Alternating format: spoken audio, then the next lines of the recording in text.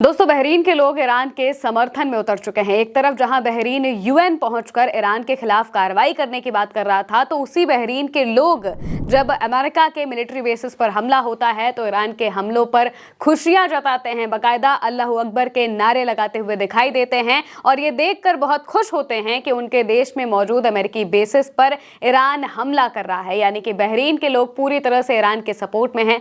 जब से ये जंग शुरू हुई है उसके बाद से ही बहरीन में काफी प्रोटेस्ट भी देखने को मिले थे, जिनमें बहरीन के लोग सड़कों पर उतरकर ईरान का समर्थन करने के लिए कह रहे थे अपनी सरकार से, लेकिन फिर सरकार उन प्रोटेस्ट को दबा देती है। और लेकिन अब भी बहरीन के लोग पूरी तरह से ईरान के साथ खड़े हुए हैं। ये तस्वीरें इस बात की गवाह बन जाती हैं। इसको लेकर क्या खबरें सामने आ रही हैं, सबसे पहले वो बता देते हैं। ग्लोबल इनसाइड जर्नल के हवाले से लिखा हुआ है, the Bahraini people are celebrating the Iranian strikes on US military bases inside their country. यानी कि बहरीन के लोग इस बात की खुशी मना रहे हैं कि उनके देश में मौजूद अमेरिका के बेसिस पर ईरान हमला कर रहा है। इसके अलावा तस्नीम न्यूज एजेंसी के हवाले से लिखा हुआ है, the people of Bahrain openly celebrated Iran's precision strike on American military bases with in their country. यानी कि बहरीन के लोग ईरान की प्रशंसा करते हुए दिखाई दिए और इसके बाद वो अल्लाह अकबर के नारे लगाते हुए नजर आते हैं, जोर जोर से उछलते हुए चिल्लाते हुए दिखाई देते हैं, जिसमें वो साफ तौर से ये बता रहे होते हैं कि वो ईरान की इन कार्रवाइयों का समर्थन करते हैं। बहरीन के लोग पूरी तरह से ईरान के समर्थन में शुरू से ही बताए जा रहे हैं, क्योंकि जब से अमेरिका और इजराइल की तरफ से हमला होता है ईरान के ऊपर, तो उसके बाद से ही ये सभी लोग जो ईरान के सपोर्ट में आ जाते हैं। लेकिन बहरीन में मौजूद अमेरिका के बेसिस से ईरान पर हमले किए जाते हैं। इस बात से भी ये लोग बहुत ज़्यादा नाराज़ थे। इस वजह से प्रोटेस्ट भी बड़े लेवल पर देखने को मिले थे। मार्च के आखिर में भी ऐसे प्रोटेस्ट होते हुए नजर आए थे। इसको लेकर जो खबरें हैं वो भी आप देख लीजिए।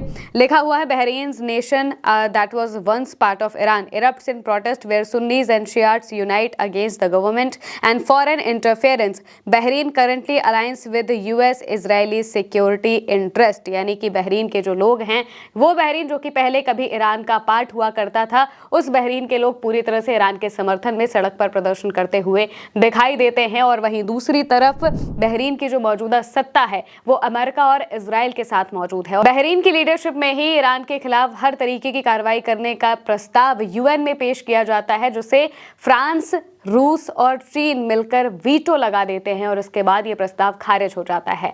बहरीन उन देशों में से है जिस पर ईरान के बहुत बुरी तरह से कहर बरसे हैं, क्योंकि यहाँ पर अमेरिका के जो बेसिस हैं, अमेरिका के जो ठिकाने हैं, यहाँ से ईरान पर लगातार हमले हो रहे थे और ईरान ने कई बार इस बात को कहा कि वो इन हमलों को ना होने दे या फिर अमेरिका को अपने देश से दूर कर दे। ये बात वो बार बार कहते हुए दिखाई दिए, लेकिन फिर भी वो इस बात को नहीं मानते हैं और अमेरिका को अपने बेसिस उन्होंने देकर रखे हुए थे ये हमले करने के लिए, जिस वजह से ही मौजूदा वक्त में भयंकर तरह से ईरान की तरफ से हमले हो रहे हैं और इन हमलों की खुशी वहाँ के लोग भी जता रहे हैं। साथ ही साथ में अब तो जो बहरीन में मौजूद अमेरिका के बेसिस में सैनिक थे, उन्हें भागना पड़ रहा है। ये भी खबरें सामने आ रही हैं कि बहरीन में मौजूद अमेरिकी सैनिक भाग गए हैं। क्योंकि वहाँ पर अब बेसिस पर भयानक अटैक हो चुका है और वो बेसिस अब काम करने लायक नहीं बचे हैं। इस वजह से बहरीन में मौजूद अमेरिकी बेसिस पर अब सैनिक भी नहीं है, इधर उधर शरण ले रहे हैं, या तो कहीं होटलों से, ऑफिस से मिलकर काम कर रहे हैं या फिर वहां से भाग गए हैं। उन्हें बहरीन से भागना पड़ा है ईरान के हमलों के डर से। इससे पहले भी कई तस्वीरें सामने आ चुके हैं जिनमें बहरीन पर जब अटैक होता है तो अमेरिकी सैनिक जो हैं वो काफ़ी बुरी तरह से डर जाते हैं। ऐसी भी एक वीडियो सामने आई थी और इसके साथ साथ में ही लगातार ईरान के जो हमले हैं वो बढ़ते जा रहे हैं। अब लगातार जो बहरीन के लोग हैं वो ये बता रहे हैं कि किस तरीके से ईरान हमले कर रहा है और उन हमलों के साथ ही बहरीन के लोग पूरी तरह से ईरान के समर्थन में आते हुए नजर आ रहे हैं। वहीं दूसरी तरफ IRGC ने किन किन जगहों पर हिट किया है, इसको लेकर भी जानकारी सामने आई है, वो भी हम आपको बता देते हैं। लिखा है, Iran's IRGC has announced it targeted and hit HIMARS batteries on Bubiyan Island, Kuwait, a US Patriot system in northern Bahrain, a TAMS missile operator site, a gathering place for senior US military commanders in the UAE, Oracle building in the UAE, and Israeli affiliated ship MCS Ishika at Khalifa bin Salman Port, Bahrain. Locations in Beni Barak, Petah Tikva, Tel Aviv, Ramat Gan and Kiryat Shimona। इन सब जगहों पर लगातार जो हमले हैं वो Iran की तरफ से किए किए गए हैं। 94वीं जो खेप है वो लॉन्च कर दी गई है मिसाइलों की, और ये मिसाइलें अलग अलग जगहों पर जाकर गिरी हैं, जिनमें बहरीन के भी कुछ इलाके आते हैं। बहरीन में मौजूद अलग अलग जगहों पर हमला हुआ है।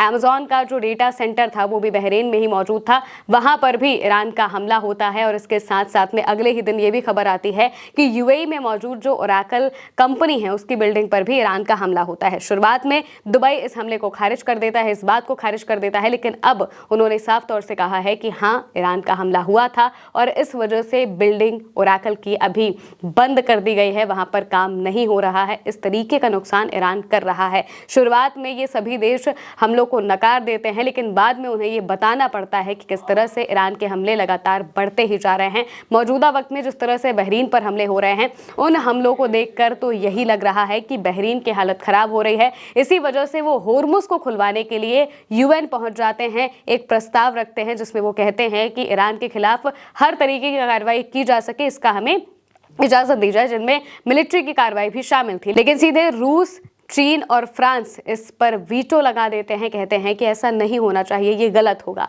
इस वजह से ही मौजूदा वक्त में जो गल्फ कंट्रीज़ हैं उनकी हालत ख़राब हो रखी है। साथ ही साथ में अमेरिका और इजराइल की भी ईरान के हमलों से हालत ख़राब हो चुकी है। गल्फ कंट्रीज़ परेशान है कि उनके तेल बाहर नहीं जा पा रहे हैं, उनकी इकॉनमी को दिक्कत हो रही है, और तो और ईरान के हमले भी उन्हें झेलने पड़ रहे हैं, क्योंकि वो अमेरिका और इजराइल के साथ में है। अपनी ज़मीनें उन्होंने देकर रखी हैं और अभी भी वो अमेरिका और इजराइल के समर्थन में ही दिखाई दे रहे हैं, जिस वजह से ही ईरान लगातार हमले कर रहा है। और अब तो उनकी खुद की जनता भी ईरान के समर्थन में आ चुकी है।